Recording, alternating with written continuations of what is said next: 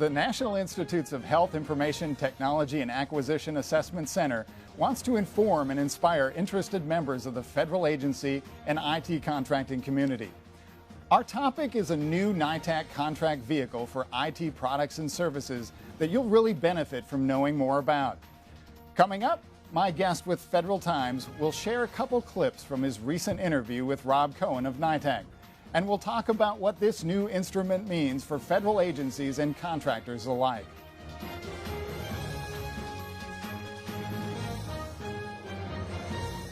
Hello, I'm Todd Schwartzrock. From the Department of Health and Human Services broadcast studios here in Washington, D.C., welcome to NITAAC Now.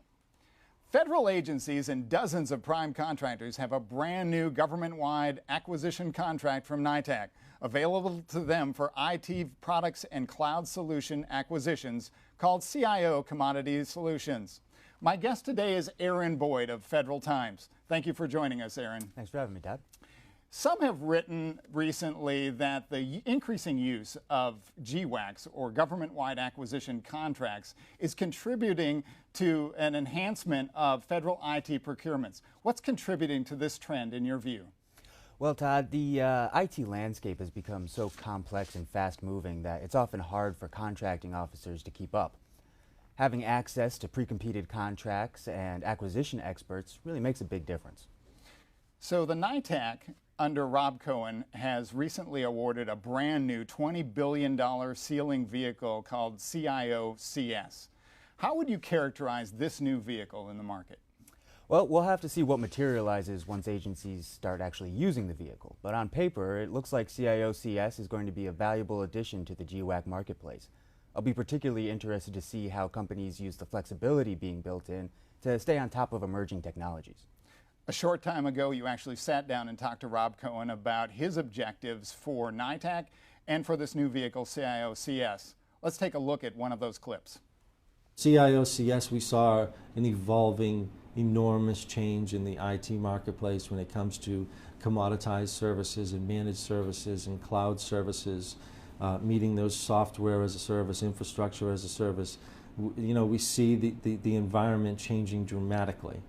So we wanted to build a contract that had contract holders that were going to be able to meet those needs as they change, and they're changing very, very quickly. So part of the rigorous source selection process that our contract holders go through to get on our vehicles, they have to meet certain technical requirements. They have to be able to prove that they're able to meet a full gamut of IT needs that out there that the government has. They have to show domain-specific capability in certain areas. But they also have to show us how they can evolve over time. So Aaron, we just heard Rob discuss what he wants to do in terms of focusing on contractor quality and customer service for these vehicles. How would you see this as differentiators in the market?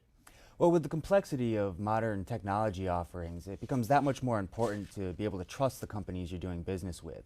For agencies contracting through a GWAC like CIO-CS, that trust really comes through the program office. So it's good to see that NITAAC is making that a priority. It's an important two-way street. Let's take a look at another clip from your interview. We're here to meet the full challenge that the government has with respect to IT.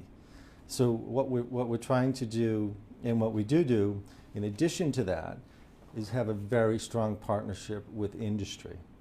So we have set up community action groups, which are community groups of contract holders as well as large manufacturers of IT that we meet with regularly to work with our contract holders to develop solutions for our customers, to educate our customers. They educate us so that we're always staying at the forefront of what's happening with IT. It's very, very important to our program.